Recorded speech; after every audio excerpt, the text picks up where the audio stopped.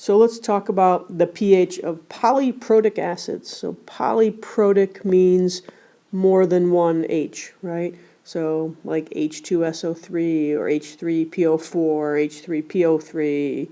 Okay, there's lots of them, although not all that many. So what is the pH of 0.01 molar H2SO3? And when you get K, you're going to get Ka1, that's to lose the first hydrogen, and you're going to get Ka2, and that's to lose the second hydrogen. And Ka1 is always bigger than Ka2. It's easier to take off the first hydrogen than it is to take off the second hydrogen. So let's see what happens when we have the first ionization. So H2SO3 plus water. Okay, we're going to make some hydronium ion, and we'll be left with HSO3 minus. We're going to make our icebox. So 0.01, ignore the water, 0, 0, minus x, plus x, plus x, 0.01 minus x, x, x. So 1.7 times 10 to the minus 2 is x squared over 0.01 minus x. Now, k is only times 10 to the minus 2, so there's no way we're going to be able to make that assumption. So either use the quadratic formula or hit your solve function on your calculator. So I want you to take time to make sure you can do that. You should get x equals to 0.006064. That's too many sig figs, but that's okay. And that's the amount of hydronium ion we have from the first ionization. So what we're going to do now is we're going to look at what happens when we have a second ionization. All right. So we start with now HSO3 minus plus water. Okay, he's going to give us the hydronium ion plus SO3 2 minus. All right. The trick here now is, what are we starting with? Well, if you look at the last screen, the HSO3 minus that we ended up with was 0.007064. Okay? And the amount of H plus, or H3O plus we made was 0.007064. Okay, those are sort of left over from the first ionization, and we have none of that to start with.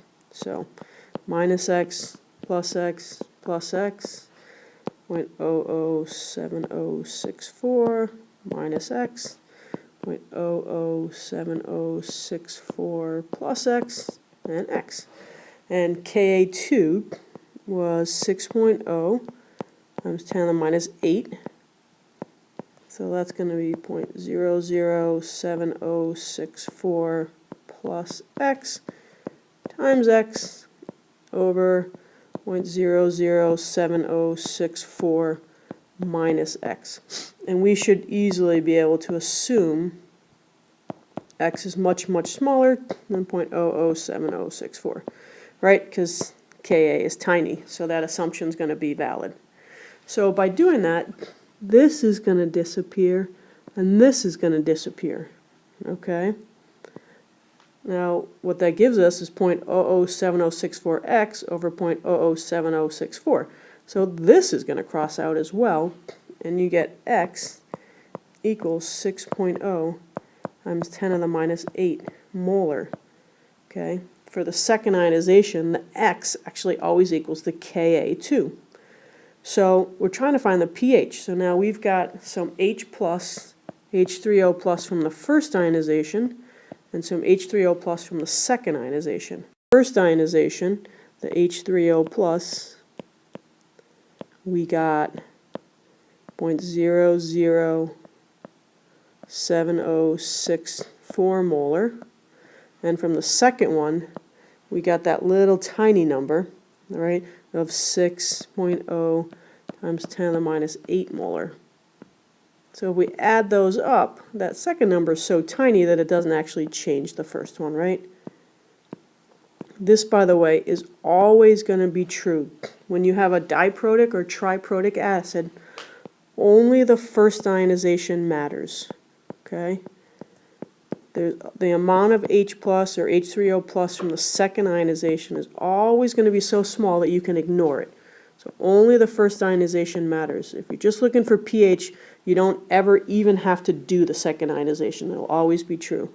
So now that we know that, we'll take minus the log of that, and we'll go ahead and get a pH of 2.15. Okay, and we'll practice diprotic and triprotic acid in class, but that's all there is to that.